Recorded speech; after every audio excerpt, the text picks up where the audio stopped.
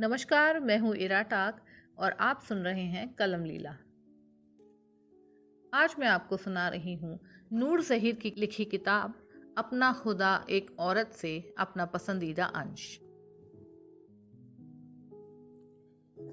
महात्मा गांधी के भारत छोड़ो आंदोलन और उनके सरकारी नौकरी त्यागने के आह्वान पर बहस करते हुए अब्बास ने देखा कि वह आंसुओं और तुनक मिजाजी की बजाय तर्क और दलीलों से बहस करती है। उसने अंग्रेज औरत के अपने जज्बात पर काबू रखने की काबिलियत की इज्जत करना सीखा था। उसने समझा था कि इसके पीछे कड़ी मेहनत और अनुशासन है।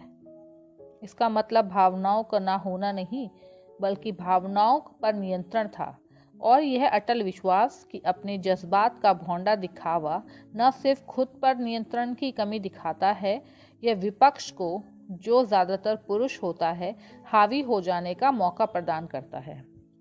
जब वह मुकाबला करता कि उसके जैसे तकरार से जो हासिल किया था, उसका मुकाबला जब वह उन सब से करता जो पश्चिमी देशों की औरतों ने अपने जीवट से हासिल किया था, तो अजीब तरह की शर्मिंदगी महसूस होती, जैसे कहीं ना कहीं वह खुद इसके लिए जिम्मेदार हो। अगर वह खुद को समाज का हिस्सा मानता है, तो हालात की कुछ जिम्मेदारी तो उसकी भी थी। आखिर मर्दों ने ही औरत को मजबूर किया है कि वो खुद को नगण्य समझें। मर्द हमेशा तर्क का जवाब गहनों से, सवालों का जवाब कीमती कपड़ों से और दिमागी विकास के लिए थोड़ी सी जगह के वास्ते रसोई और झवा भर बच्चे देते आए थे। उसने साफिया की आंखों को लाइब्रेरी की किताबों की तरफ तरसते हुए देखा। जब उसने कहा कि वो कोई भी किताब पढ़ सकती है, तो उसके चेहरे पर झलक आने वाली दमक पर उसने दिल ही दिल समाज को कितना कोसा था। ऑक्सफोर्ड की कोई लड़की कोई भी किताब पढ़ने से पहले इजाजत लेने के बारे में सोच भी नहीं सकती।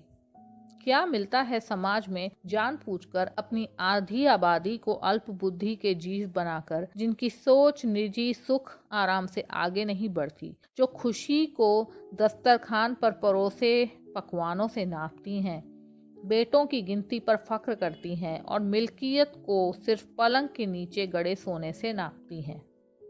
दिमागी कसरत के नाम पर जिनके पास अपनी तरह की लाचार औरतों को फंसाने के जाल होते हैं, और उन्हें परेशानी में देखकर जिनकी छातियां जीत के उत्साह से फूल जाती हैं। एंग्लो इंडियन लड़कों में खेले जाने वाले पास इट ऑन विदाउट रिटर्न के खेल की तरह।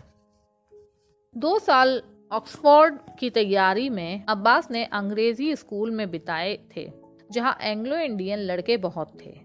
खालिस भारतीय मिली जुली नस्ल के इन लड़कों को उपेक्षा से देखते, मगर उनके गठीले शरीरों, खुलेपन और भविष्य को लेकर उनकी लापरवाही की भीतर ही भीतर सराहना भी करते।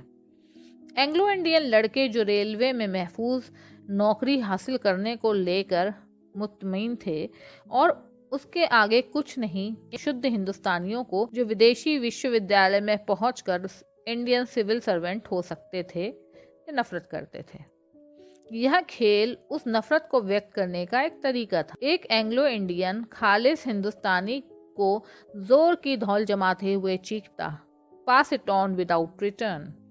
उनकी मजबूत एकता के डर से खालिस हिंदुस्तानी उनका आदेश ना मानने की हिम्मत नहीं करते और एक दूसरे को थपड़ियाते और ऐसा दिखाते कि जैसे उन्हें मजा आ रहा हो। भारतीय औरत की स्थिति भी ऐसी ही है। अपमान, उत्पीड़न, अत्याचार उस पर लादा जाता है।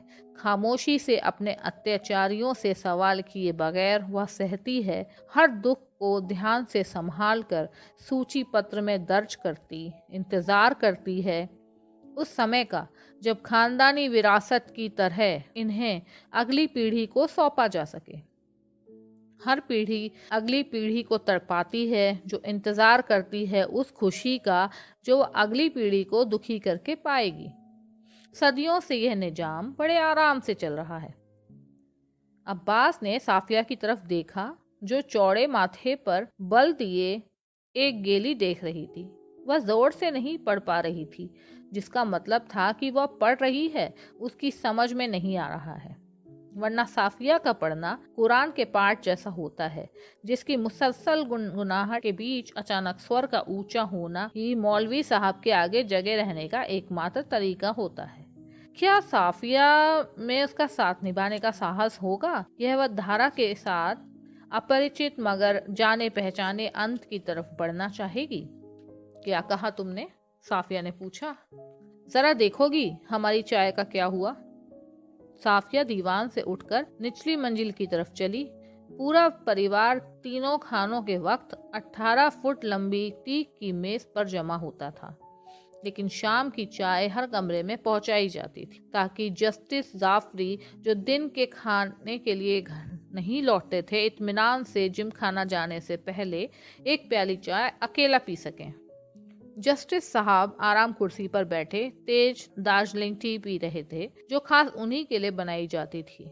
उनकी बेगम उन्हें दिन भर का ब्यौरा दे रही थीं। साफिया को दरवाजे पर हिचकिचाते देख जीनत बेगम ने भवें उचकाकर वाक़या आधे में छोड़कर उसकी तरफ देखा। आओ बीबी, क्या चाहिए? साफिया अपने ससुर के प्यार भरे लहजे पर मुस्कुरा के बोली, जी वो चाय के लिए आए थे। तो कहो ना, मुंह बाय क्या ताक रही हो? ट्रे साइड बोर्ड पर रखी है, ले जाओ, जीनत बेगम ने हुक्म दिया। इस रूखी विदाई पर खिसियाकर ट्रे उठाते हुए साफिया ने पूछा, क्या वसीम को कुछ हुआ है? ऊपर का काम करने वाला अल्हड़ सा वसीम उसे बहुत पसंद था। क्यों, ट्रे बहुत भारी है क्या? जीनत ने तंज से पूछा। पूछने में कोई बुराई नहीं है ना। क्लब जाने के लिए कपड़े बदलने जाते जस्टिस साहब के अंतिम वाक्य से उनकी पत्नी की आंखों की सख्ती कम नहीं हुई।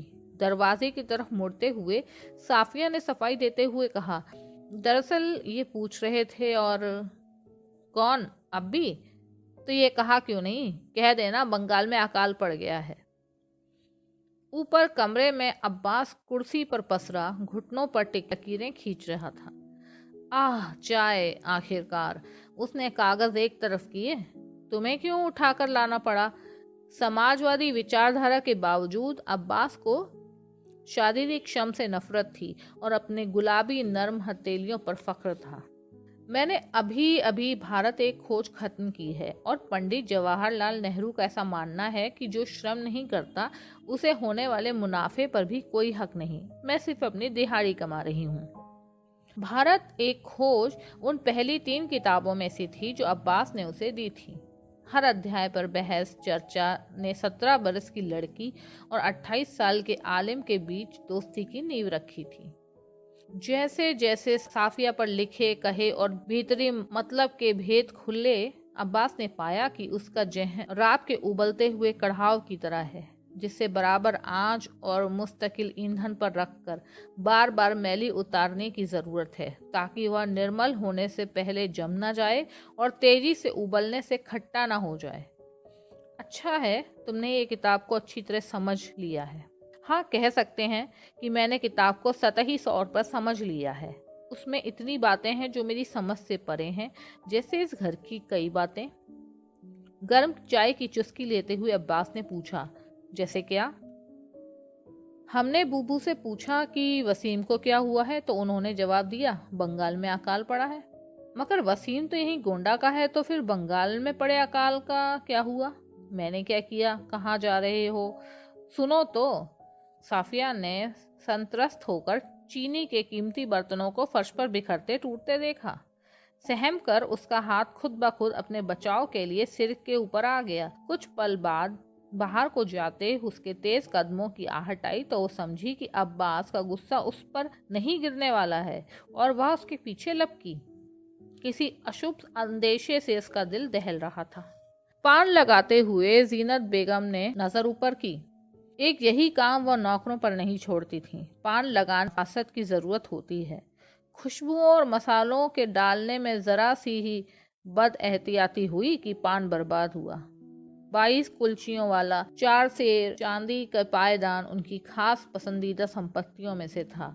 वह इसे दिन में 2 बार खोलकर दिन भर के पान लगाकर नम खस पर सजाकर गंगा जमनी खासदान में ढक कर रखती थी। अब्बास उनकी सबसे छोटी और सबसे खूबसूरत औलाद था, जो सभी औरतों की तरह खूबसूरत मर्द उनकी कमजोरी थे, और इसके साथ यह भी कि वह इस मर्द की जननी थी। अब्बास के पास आते ही वह धूप में छुटी साबुन की बट्टी की तरह नरम पड़ जाती और उसकी ख्वाहिशों को पूरे करने के लिए उनके घर का सख्त रास्ता निकाल ही लेता। भ्रष्टाचार और अय्याशी से उनकी दूरी उनके मातृत्व की कीमत बढ़ाती। जब अब्बास की इंग्लैंड जाने की बारी आई तो बेगम जीनत ने चिंतित होकर लखनऊ की जामा मस्जिद के इमाम को बुलवाया। इमाम साहब ने सबके सामने ये दावा किया कि अब्बास अगर किसी बात का वादा कर लें तो उसे हर हाल में निभाएगा। अपने बेटे की जबान की सार्वजनिक मान्यता से प्रसन्न बेगम जीनत ने अब्बास को बुलवाया और इमाम साहब की मौजूदगी में यह कसम खाने को कहा कि वह इंग्लैंड में शराब, सुअर और स्त्री को हाथ नहीं लगाएगा। अब्बास ने बड़े भोलेपन से पूछा था, तो इंग्लैंड जाए ही क्यों? कलम लीला में अभी आपने सुना इराटाक यानी मेरी आवाज में नूर ज़हीर की किताब अपना खुदा एक औरत का एक अंश। ये अंश मेरे दिल के बहुत करीब है। आपको कैसा लगा ये हमें प्लीज़ ज़रूर बताइए कमेंट बॉक्स में। अगर आपको पसंद आया तो आप दिए गए लिंक पर जाकर किताब को खरीद भी सकते हैं। कलम लीला से ऐसी ही पुस्तक अंशों और कहानियों को सुनते रहने के लिए हमारे चैनल को सब्सक्राइब करें। नमस्कार।